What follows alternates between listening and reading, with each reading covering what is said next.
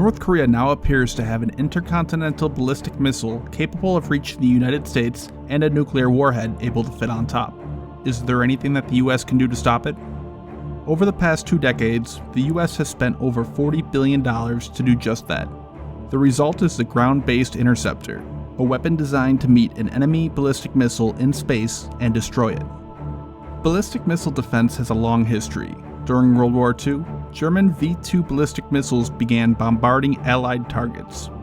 The Allies had no means of defending themselves against these attacks. The only solution they came up with was to destroy the factories and missile sites before they were launched. The war ended before the V-2 had any meaningful impact, but ballistic missile technology was quickly adopted and advanced by both sides during the Cold War. The ultimate technological evolution of the ballistic missile is the intercontinental ballistic missile. Where the German V-2 had a range of only 200 miles, these missiles are able to hit targets several thousand miles away. Intercontinental ballistic missiles have presented a much greater challenge for the defender. They fly much higher and much faster, meaning any interceptor missile will need to have absolute pinpoint precision and require a larger booster to get it up to meet the incoming missile. The first weapons designed to stop these missiles did not have the precision and the technology available to hit an incoming warhead, so they were loaded up with a nuclear weapon themselves. The plan was for these interceptor missiles to launch and detonate a nuke in the air in an attempt to destroy an enemy missile. The US and Russia both built these systems to protect either their capital cities or ballistic missile silos. The Americans created Safeguard, and the Soviets the A-35, later upgraded to the A-135.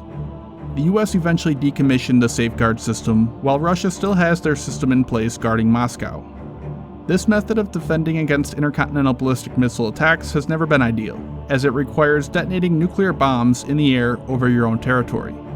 With the end of the Cold War, the beginning of the rising ballistic missile threat from smaller nations like Iran and North Korea, the US began developing the Ground-Based Interceptor, or GBI for short. Research on the GBI began in earnest when the United States withdrew from the Anti-Ballistic Missile Treaty in 2002.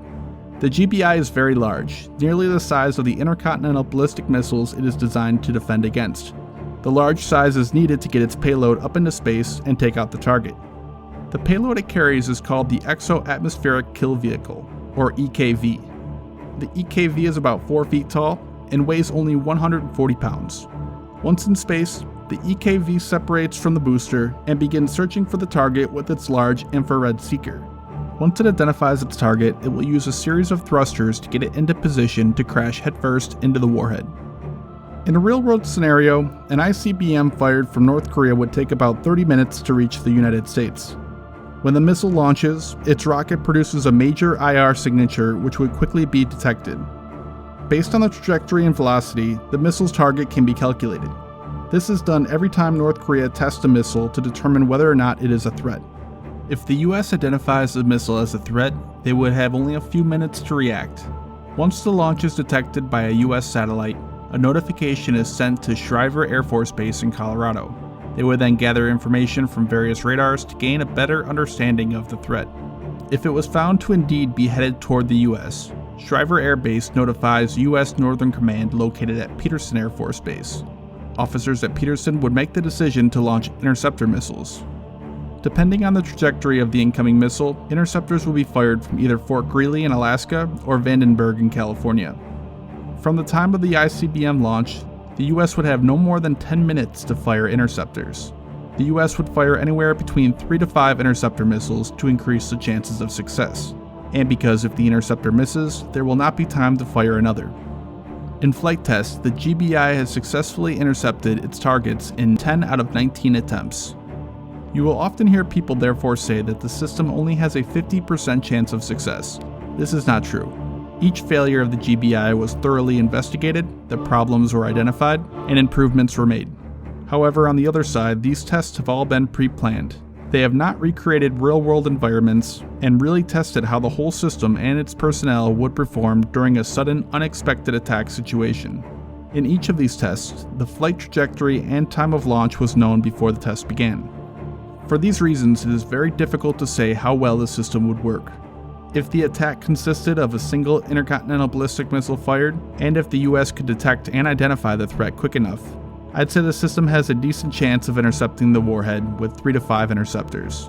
However, if North Korea launched several ICBMs, or there is even the slightest delay or issue in the chain of command, it is likely that the GBI will not be able to stop the attack. Plus, the US only has 44 of these missiles currently operational.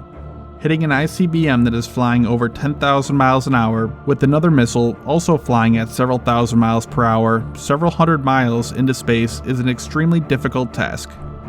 The US is currently working on upgrading its ballistic missile defenses. President Trump signed a bill authorizing another $4 billion in emergency spending for missile defense. Raytheon is currently developing a smaller version of the EKV so that each GBI can carry multiple kill vehicles. The 2018 National Defense Authorization Act approved the development of a space-based ballistic missile defense system, and the US has continued to work on laser weaponry to defend against missile attacks.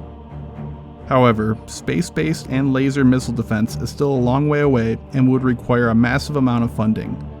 For now, the US has to rely on the limited protection of the current ground-based interceptor.